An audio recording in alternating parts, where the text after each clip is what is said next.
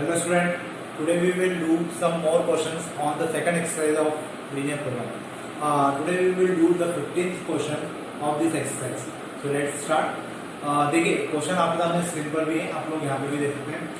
Fruit grower can use 2 types of fertiliser in his garden. कोई fruit grower है, वो अपने गार्डन में 2 टाइप के फर्टिलाइजर्स का यूज करता है, brand P and brand Q. 2 type के उसके पास फर्टिलाइजर्स है, एक पी और एक क्यू.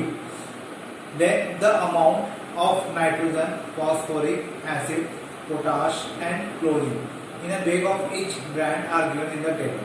अब देखिए यहाँ पे टेबल भी हमें शायद गिवन है. अब टेबल जो गिवन है उस टेबल के बेसिस पर हमें क्या करना है, यहाँ पर कंस्टेंट बनाना है. इसके बाद उन्होंने आगे दिया है, test indicate that the garden need at least 240 kg of phosphoric acid. हमें यहाँ पर जो टेस्ट है वो ये बताता है कि फॉस्फोरिक एसिड की जो रिक्वायरमेंट है वो कितनी है.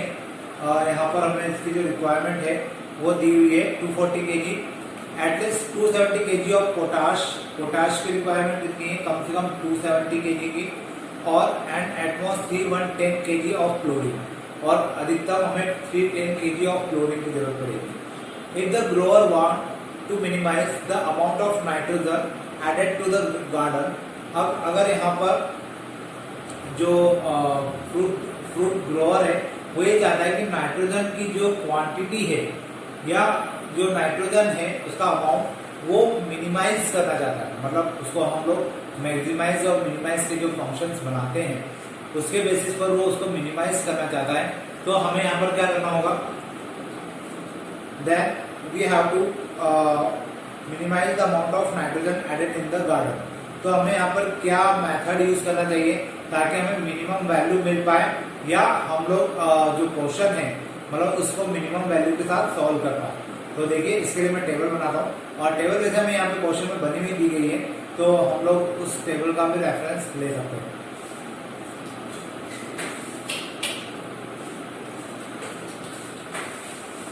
देखिए ब्रांड पी और क्यू, यहाँ पे 2 टाइप के ब्रांड है हमारे पास, और इस ब्रांड में नाइट्रोजन जो है यहाँ ऊपर दिया हुआ है.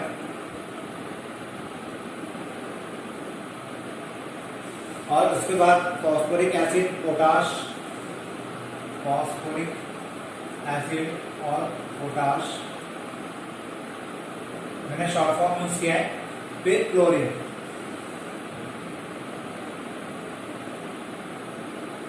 अब ये 4 आइटम हमें दिए, इसमें से हमें बोला गया है कि जो नाइट्रोजन है वो 3 ब्रांड पी में आती है 3 टाइम्स, और यहाँ पर आती है 3.5 kg. ये सारी जो वैल्यू है केजी के अंदर है, तो ये टेबल के ऊपर लिखा है केजी पर बेग्स. 1 फॉस्फोरिक में है और यहाँ पे 2 है.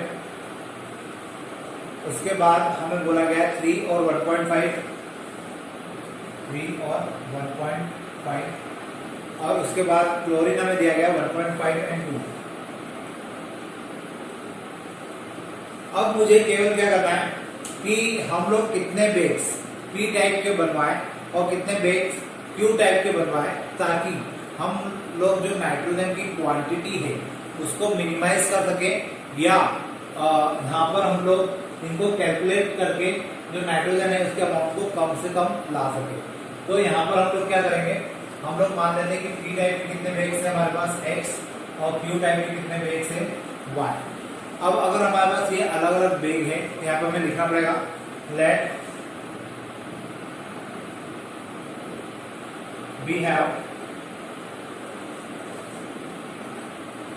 x bags of type B and we have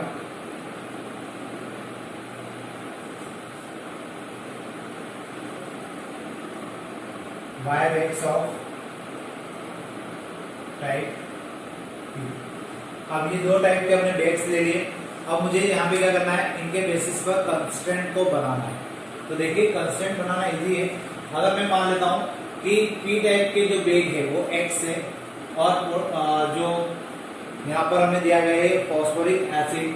phosphoric acid एक बैग में 1 kg होता है, तो x बैग में कितना kg होगा, यहाँ पे हो जाएगा x 1x प्लस अगर Y की बात करें, Q टाइप का जो फर्टिलाइजर है, हमने मान ली कि इसके कितने बैग्स हमारे पास अवेलेबल है, Y बैग अवेलेबल है, और एक बैग में 2 kg फास्फोरिक एसिड होता है, तो उस कंडीशन में Y बैग में कितना होगा, 2Y।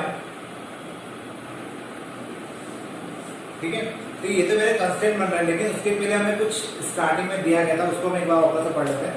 The amount of nitrogen, phosphoric acid, potash and chlorine in a bag of each brand are given in the table. Tests indicate that the garden need at least 20 kg of to 40 kg of phosphoric acid. 240 kg of phosphoric acid, मतलब यहाँ पे 240 आना चाहिए, हम ये लिखना भूल गए, मतलब हमने एक कॉलम तो लिखा ही नहीं। हम लोग यहाँ पे फिर जब कंस्टेंट बनाएंगे तो उसको किस प्रकार से सॉल्व करेंगे, तो ये हम लोग भूल गए थे, इसको लिख लेते हैं।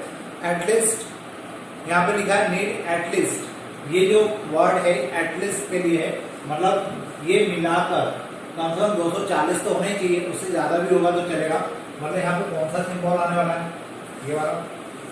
एटलीस्ट का मतलब क्या हुआ, ये दोनों मिलाकर कम से कम 240 तो होने चाहिए, इससे ज्यादा भी होंगे तो चलेगा। उसके बाद उन्होंने बोला है at least 270 kg of potash, 270 kg of potash, और ये भी एटलीस्ट की कैटेगरी में। एटलीस्ट की कैटेगरी का मतलब क्या हुआ कि इन दोनों को मिलाकर 270 kg पोटाश तो होना ही चाहिए, इससे ज्यादा भी होगा तो चलेगा। लेकिन लास्ट वाला जो है उसमें लिखा है at most 310 kg of chlorine. At most मतलब ज्यादा से ज्यादा 310 kg क्या होना चाहिए, क्लोरीन होना चाहिए, तो यहाँ पर ये वाला सिंबल आएगा। तो जब हम लोग कंस्टेंट लिख रहे थे फॉस्फोरिक एसिड के लिए, तो यहाँ पर कितना आ जाएगा, ग्रेटर देन इक्वल टू 240। अब हम लोग इसको सिंप्लीफाई ज्यादा नहीं कर सकते, मैं सेकंड कंस्टेंट की बात करता हूँ। तो यहाँ पर अगर हमने पी टाइप के एक्स बैग कंसिडर किए हैं, तो एक बैग में अगर 3 kg पोटाश है, तो एक्स बैग में कितना हो जाएगा, 3x हो जाएगा। वैसे ही क्यू टाइप के हमने कितने बैग कंसिडर किए हैं, y, और अगर एक बैग में 1.5 kg पोटाश है, तो उस कंडीशन में y बैग्स में कितना kg होगा, 1.5 y greater than equal to 270। अगर हम लोग चाहें तो इसको सिंप्लीफाई भी कर सकते हैं, सिंप्लीफाई करेंगे तो ये पॉइंट हट जाएगा और क्वेश्चन शायद हमारे लिए थोड़ा सा इजी हो जाए। तो देखिए इसको सॉल्व कर लेते हैं। 3x प्लस 15/10 y 270, ये दोनों कैंसिल हो जाएंगे, यहाँ जाएगा 3, यहाँ जाएगा 2, ये हो जाएगा 6x प्लस 3y, ये हो जाएगा 0 14 5 14। अगर हम लोग चाहें तो अभी भी हम लोग इसको 3 से डिवाइड कर सकते हैं। ये हमारी फर्स्ट इक्वेशन थी, फर्स्ट कंस्टेंट था, इसको 3 से डिवाइड कर दिया जाएगा 2x प्लस y 180। ये मेरा दूसरा कंस्टेंट बनेगा। अब बात करते हैं हम लोग थर्ड कंस्टेंट की। तो थर्ड कंस्टेंट के लिए हमें क्या बोला गया है कि अगर x p टाइप के x बेग है और एक बेग में अगर 1.5 kg क्लोरीन आता है, तो x बेग में कितना आ जाएगा, 1.5 x प्लस, और वैसे ही अगर Q टाइप के फर्टिलाइजर के तो हमारे पास y बेग है, एक बेग में 2 kg क्लोरीन होता है, तो y बेग में कितना होगा, 2y, और इसकी जो क्वांटिटी है वो मैक्सिमम 310 तक होगी। अगर हम लोग यहाँ से भी 10 को डिवाइड कर दें, प्लस 2y 310, तो ये हो जाएगा 2, ये हो जाएगा 3। इसको अगर हम लोग थोड़ा सॉल्व कर लें तो हमें यहाँ पे मिलेगा 3x plus 4y greater less than equal to, ये 2 से मल्टीप्लाई हो जाएगा तो ये हो जाएगा 620, और ये किसी से भी डिवाइड नहीं होगा, तो ये हमारे 3 कंस्टेंट हो जाएंगे। अब इन 3 कंस्टेंट के साथ ही अब हमें लिखना है ऑब्जेक्टिव फंक्शन।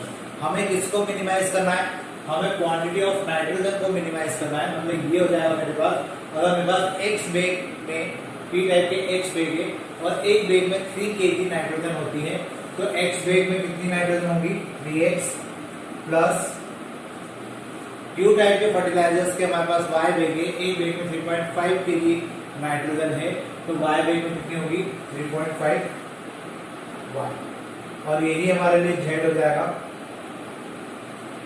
तो ऑब्जेक्टिव फंक्शन जो होगा वो ये होगा। अब हमारे पास तीन इक्वेशन है, तीन इक्वेशन या तीन कंस्टेंट ऐसा बोल सकते हैं, और इन तीन कंस्टेंट को हमें ग्राफ पे प्लॉट करना है। तो देखिए हम कैसे करते हैं, ये मिटा देता हूँ, होपफुली आपको समझ में आ गया होगा। ये दो लाइन लिखना आपको जरूरी है, ये आपको पता है। तो अब हम लोग आगे के क्वेश्चन करते हैं, आगे के कंस्टेंट को लिखते हैं और उसको सॉल्व करते हैं। देखिए तो हमारा पहला कंस्टेंट तो हो गया x plus 2y greater than equal to 240।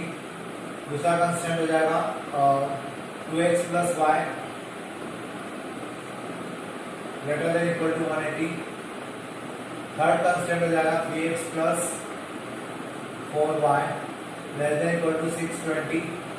और डिफॉल्ट कंस्टेंट हो जाएंगे x, y greater than equal to 0, और ऑब्जेक्टिव फंक्शन हो जाएगा 3x plus 3.5y।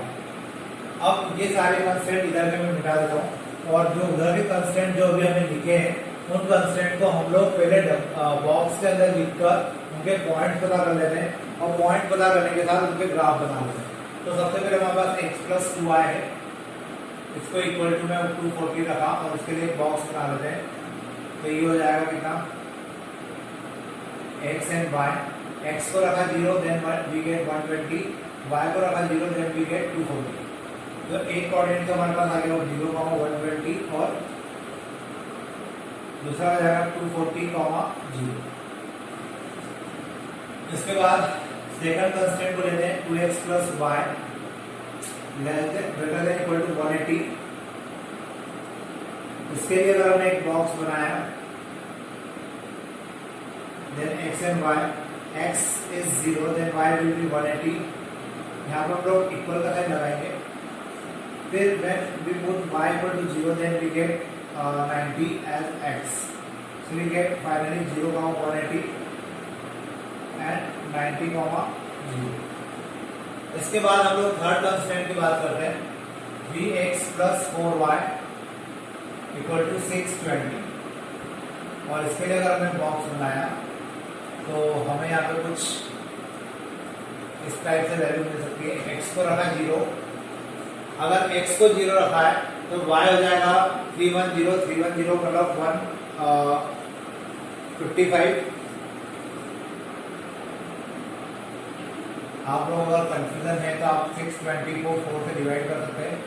This is 2 and this is 310, 115।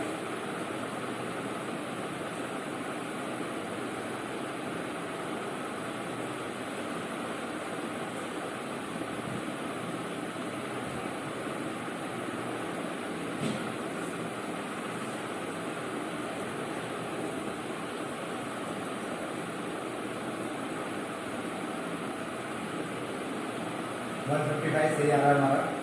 अब इसके बाद हम लोग जो नेक्स्ट है y को रखते हैं 0, then we get 620 divided by 3। अब ये पॉइंट में कितना आएगा ये अभी हम लोग जब ग्राफ प्लॉट करेंगे तब देख लेंगे। तो अभी फिलहाल हमें क्या मिल रहा है 0,155 और 620 बाय 3, 0। अब इसके लिए ग्राफ अगर प्लॉट किया जाए तो ये कुछ ऐसा हो जाएगा, यहाँ आ जाएगा 0,120, यहाँ पर 0,120 हो गया एंड 240,0। तो एक लाइन का हम लोग कुछ ऐसे ड्रॉ कर सकते हैं। ये लाइन हो जाएगी हमारी x plus y equal to 240, और ये कोऑर्डिनेट हो जाएगा हमारा 0, 240, 0 और 0, 120। इसके बाद अगर हम लोग नेक्स्ट लाइन को प्लॉट करें 0, 180, दिस इज 0, 180 एंड 90, 0। तो 90 will be here, 90, 0। ये लाइन कुछ ऐसे प्लॉट हो जाएगी, और ये कोऑर्डिनेट हो जाएगा हमारा 2x plus y equal to 180। Last जो है 0,155 वो कुछ यहाँ पर आएगा 0,155, और 620 को अगर हम लोग 3 से डिवाइड करें देन इट विल बी 3 से किया तो हो जाएगा 2, 6, 20, यहाँ पे 26 टाइम और 18 2.06.66 समथिंग कुछ आएगा।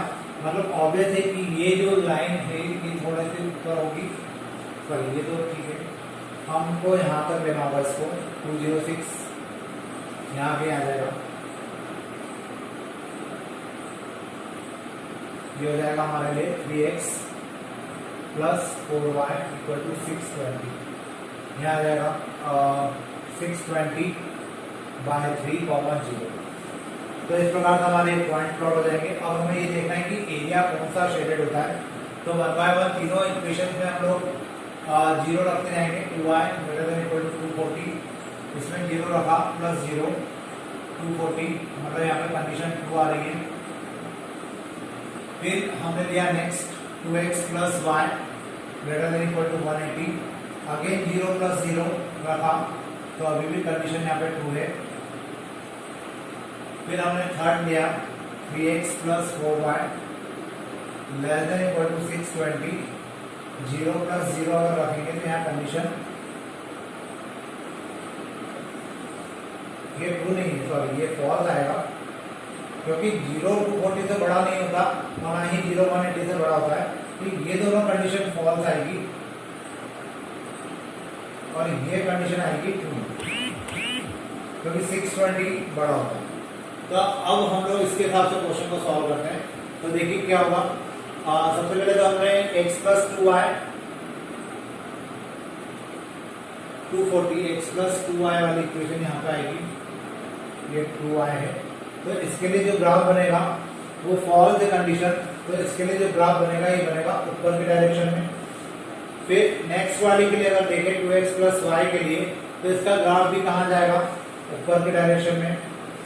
और नीचे वाले के लिए बात करें तो इसका जो ग्राफ बनेगा वो बनेगा नीचे की डायरेक्शन।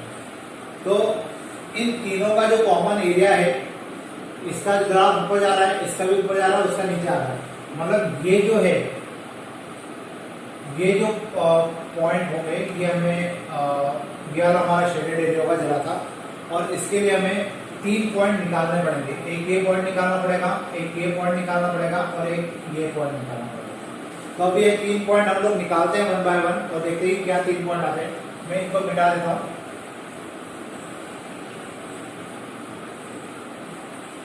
देखिए सबसे पहले हम लोग इस पॉइंट की बात करते हैं। ये पॉइंट जो है वो इस लाइन के लिए x plus 2y equal to 240 का इस लाइन के साथ बन रहा है, मतलब 2x प्लस y के साथ 2x plus y equal to 180। इसमें मैं 2 का मल्टीप्लाई कर देता हूँ, तो ये हो जाएगा 2x plus 4y equal to 480, 2x plus y equal to 180। Finally को माइनस करते हैं, हमें मिलेगा यहाँ पे 3y इक्वल टू 200।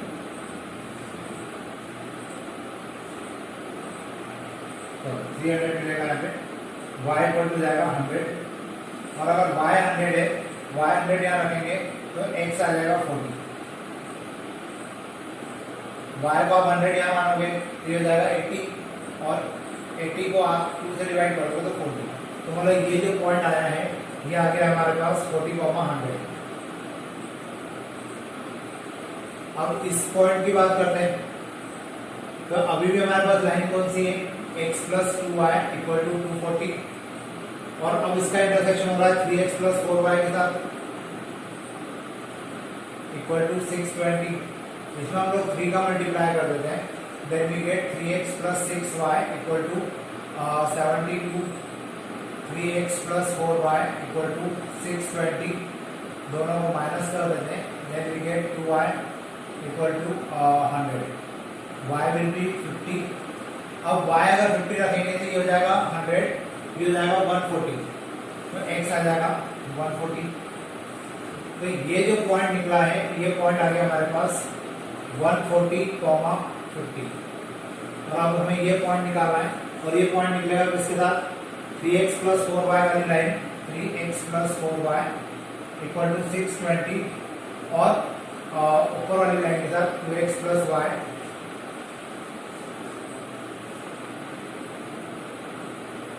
ये वाली लाइन और एक ये वाली लाइन, ये इसका 2x plus y equal to 180।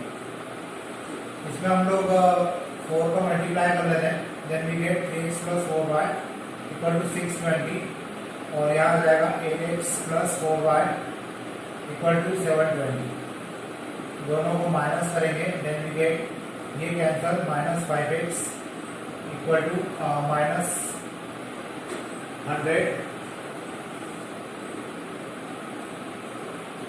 तो x इज 20। अब अगर x 20 है तो ये हो जाएगा 40, 40 उधर जाएगा तो y जाएगा 140।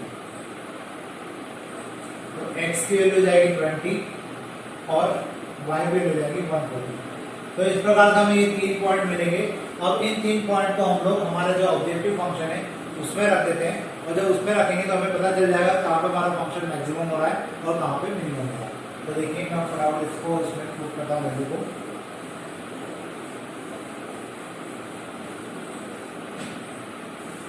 For 40, 100, Z will be 3 into 40 plus 3.5 into 100. So Z equal to 120 plus 350.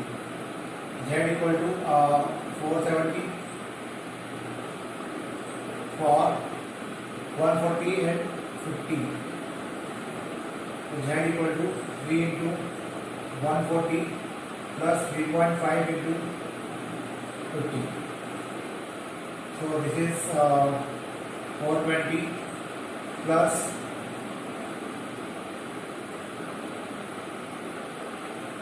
175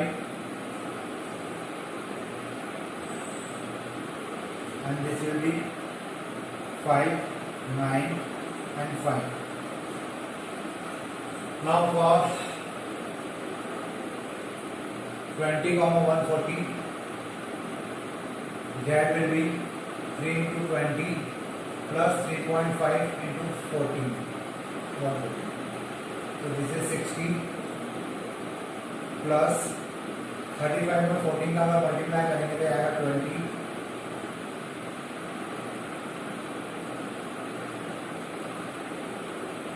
490.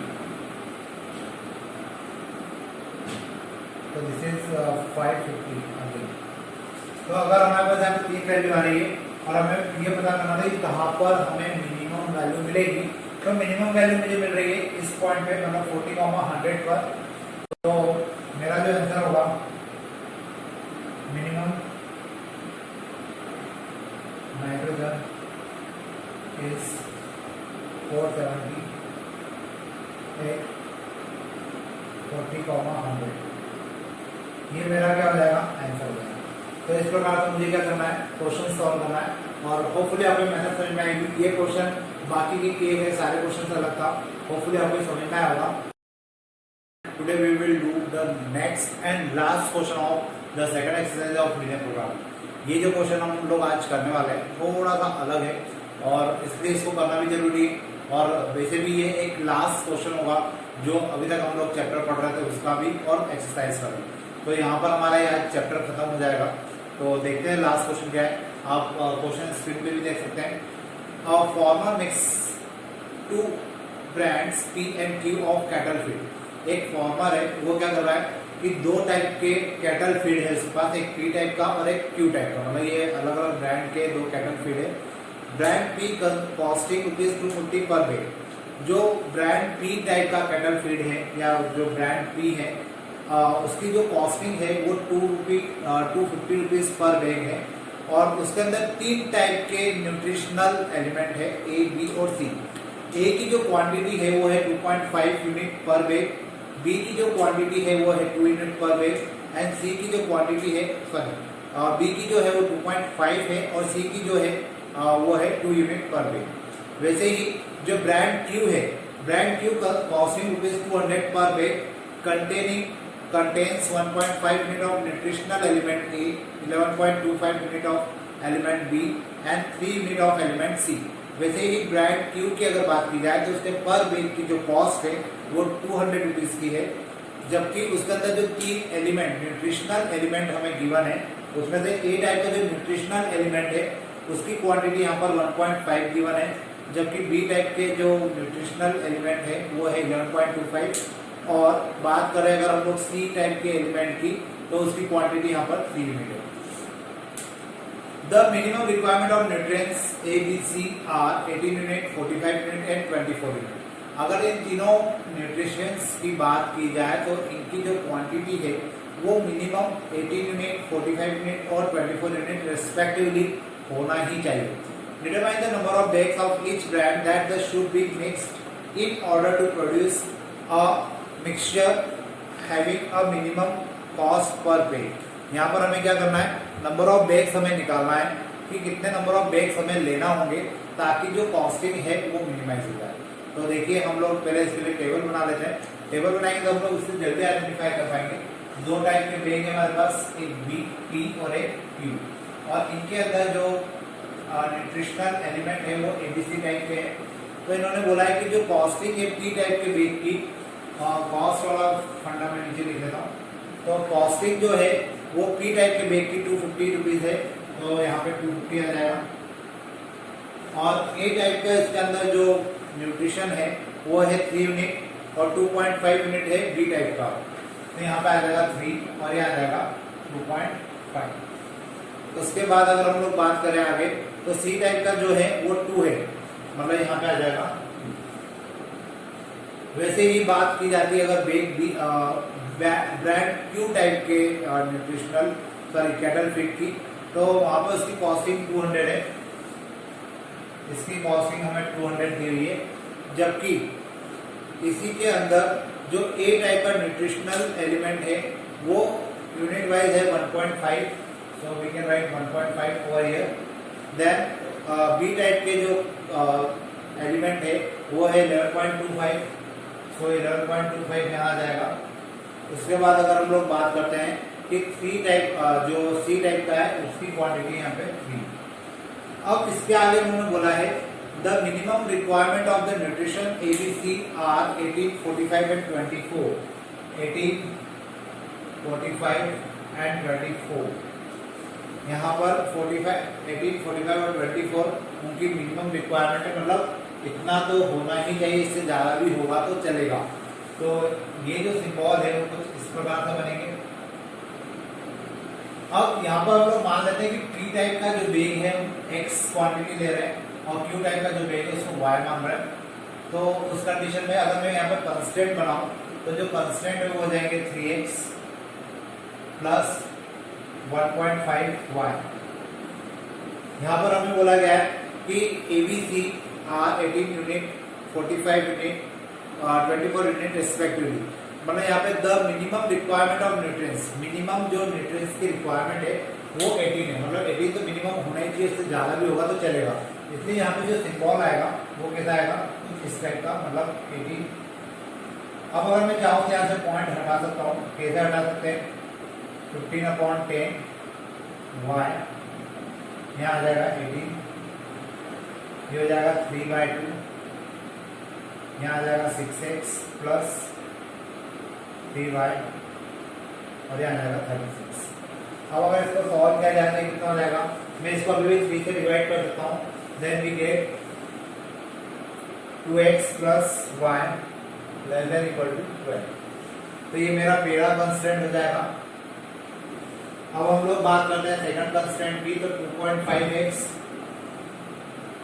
Plus 11.25 y less than equal to 45।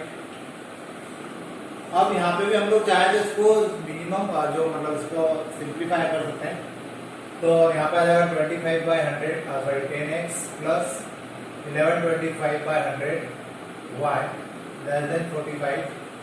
We can write 250x plus 1125y 4500।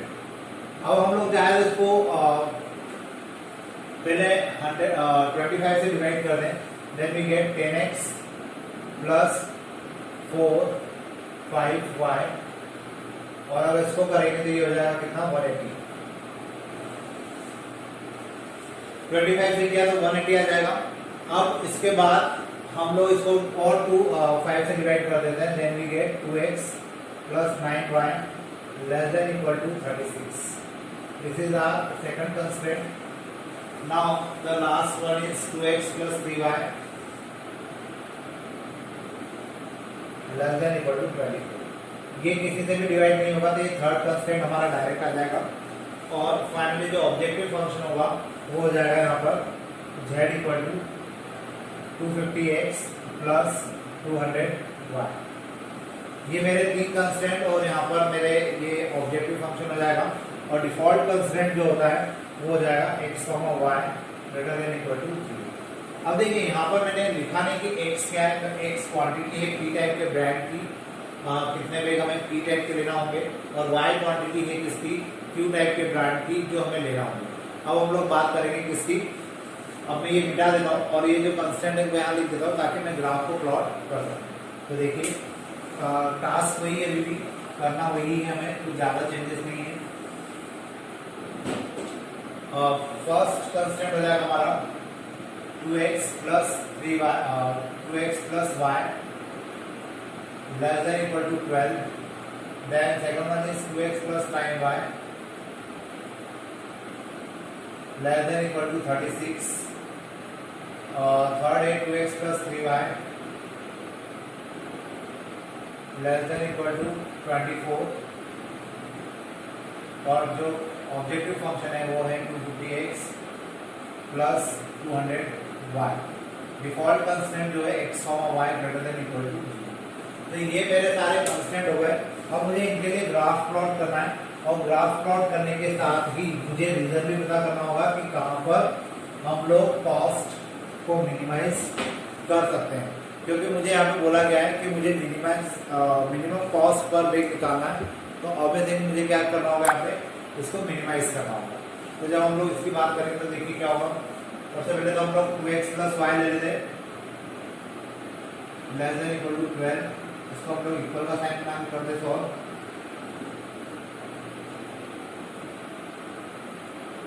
This is x and y.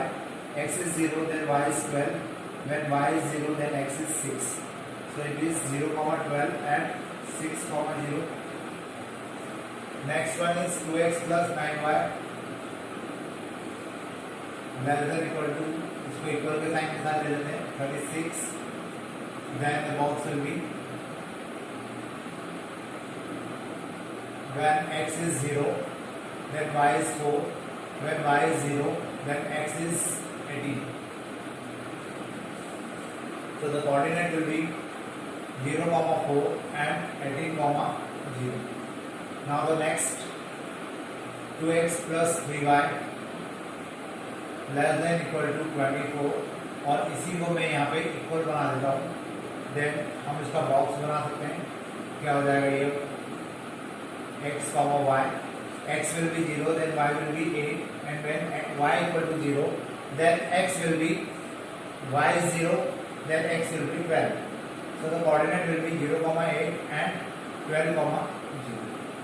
अब मुझे तीन कंस्ट्रेंट के लिए तीन straight line के coordinate मिल चुके हैं। मुझे इसको यहाँ पे प्लॉट करना चाहिए। तो देखिए एक तो 0, 12 है, 0, 4 है, 0, 8 है, मतलब 0, 12 सबसे हाईएस्ट पॉइंट होगा। तो इसको मैं सबसे ऊपर लिख देता हूँ 0, 12।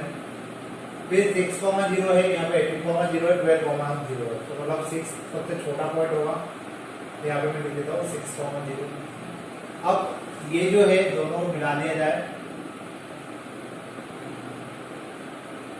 और यहाँ पे हमारी जो इक्वेशन आएगी वो आ जाएगी 2x plus y equal to 12। अब इसके बाद हम लोग सेकंड वाले कंस्टेंट की बात करते हैं, मतलब इसकी। तो 0, 4 यहाँ कहीं ले लेते हैं और 18, 0 सबसे लास्ट पॉइंट हो जाएगा। तो ये था आपका 0, 4। ये लाइन कुछ ऐसी जाएगी और इस लाइन के लिए हम लोग लिख देते 2x plus 9y equal to 36। अब इसके बाद लास्ट वाले के लिए 0, 8, दिस विल बी द 0, 8 और 12,0, तो 12,0 हम लोग यहाँ ले लेते हैं।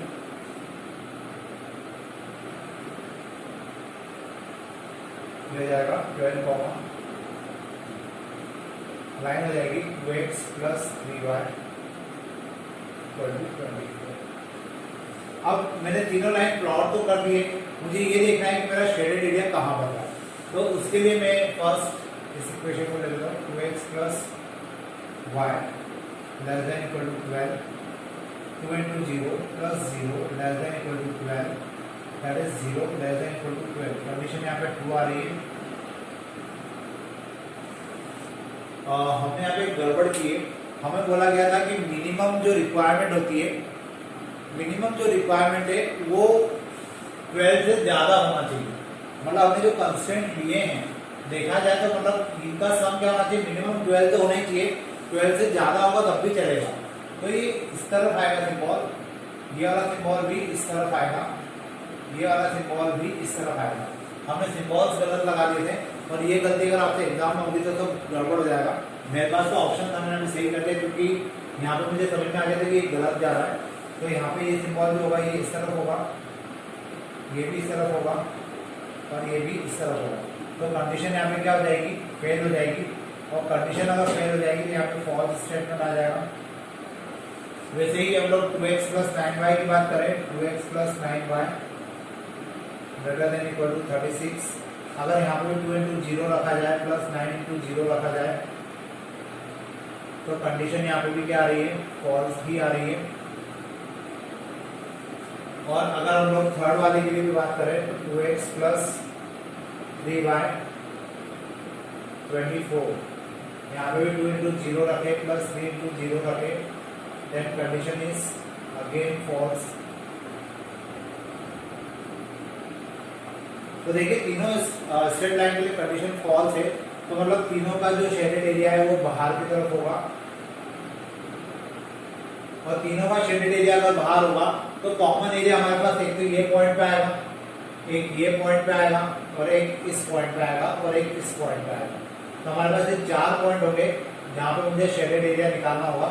और शेडेड एरिया अनबाउंडेड है, इस कारण से मुझे पहले इन चारों पॉइंट्स को पता करना होगा कि ये कंडीशंस को, तीनों स्टेटमेंट की कंडीशन को सेटिस्फाई कर रहा है या नहीं कर रहा है। उसके पहले मुझे दोनों पॉइंट निकालना होंगे। तो देखिए कैसे करेंगे हम लोग, इसको मैं मिटा देता हूँ।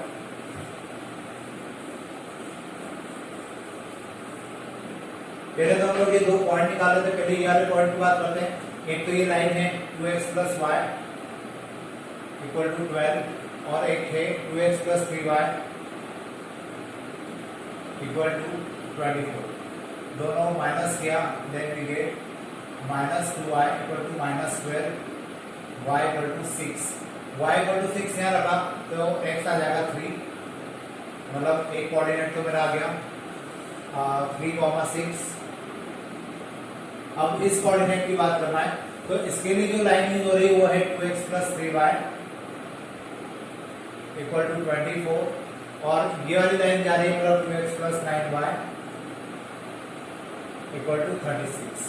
दोनों का अगेन माइनस किया हमने, then this will be cancelled, minus 6y equal to minus 12, y equal to 2, then x equal to, अगर y को मैंने यहाँ पे रखा, y इक्वल टू 2 यहाँ रख दिया तो 6, ये हो जाएगा 18, ये हो जाएगा 9, तो x विल बी 9,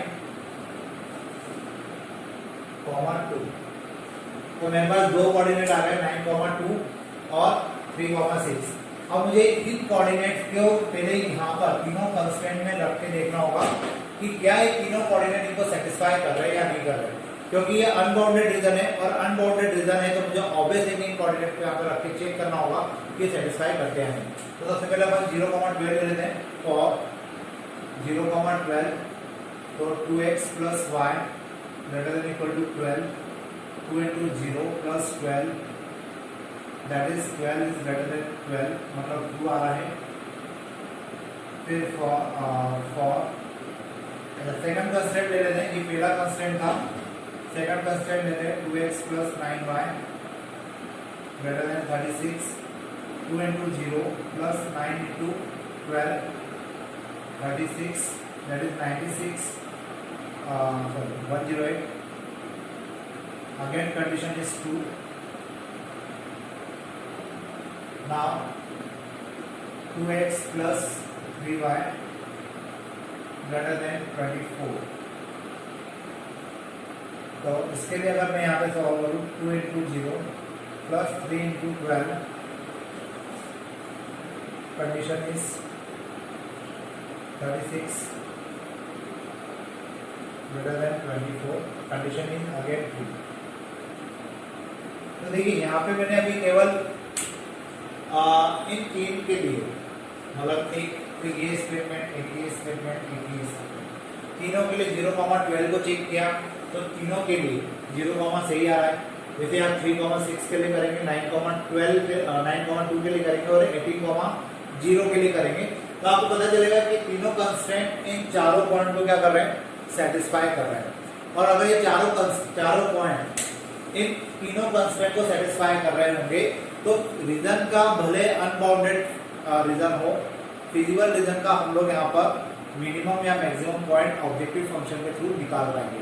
तो अब मैं आपको डायरेक्ट वो निकाल कर रहा हूँ. ये तो आपको होपफुली समझ में आ गया है कि किस प्रकार का हम लोग इसको चेक करते हैं. अब मुझे यहाँ पे ऑब्जेक्टिव फंक्शन से पता करना है कि मिनिमम वैल्यू क्या होगी. तो सबसे पहले हम लोग 0,12 के लिए करते हैं. For 0,12 z will be 250x plus 200y. z equal to 250 into 0 plus 200 into 12, that is 2400. Now for 3,6 z equal to 250x plus 200y. 250 into 3 plus 200 into 6, that is 750 plus 1200, that is 1950.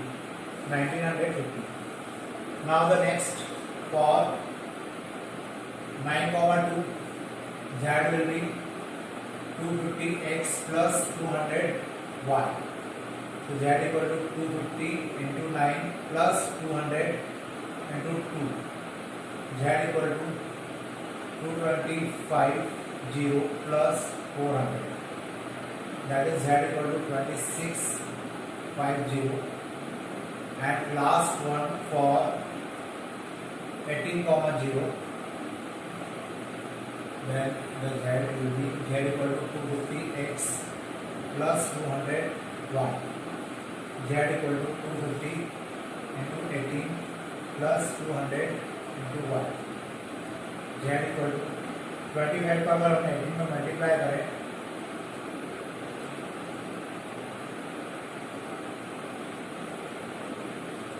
तो हो जाएगा 450, 4500 मतलब plus y की जगह यहाँ 0 है, 0, z will be 4500. अब उन्होंने हमसे पूछा था कि मिनिमम कॉस्टिंग कितनी होगी. तो देखिए यहाँ पे एक तो आ रहा है हमारे पास 2400, एक आ रहा है 1950, एक आ रहा है 4500, एक आ रहा है 2650. तो मिनिमम कॉस्टिंग जो आ रही है वो इस पे आ रही है. तो मेरा जो आंसर होगा मिनिमम विल बी 1950 3,6. तो ये मेरा क्या हो जाएगा, यहाँ पे आउटपुट हो जाएगा और ये मेरा फाइनल आंसर होगा. होपफुली आपको मेथड समझ में आई होगी. यहाँ पर आपकी ये एक्सरसाइज खत्म होती है, साथ में आपका ये चैप्टर भी यहाँ पर खत्म होता है. अब इसके बाद हम लोग एक नया चैप्टर स्टार्ट करेंगे और वो होगा नेक्स्ट लेक्चर. फिलहाल आज के लिए हम लोग इतने ही रखते हैं. Thank you.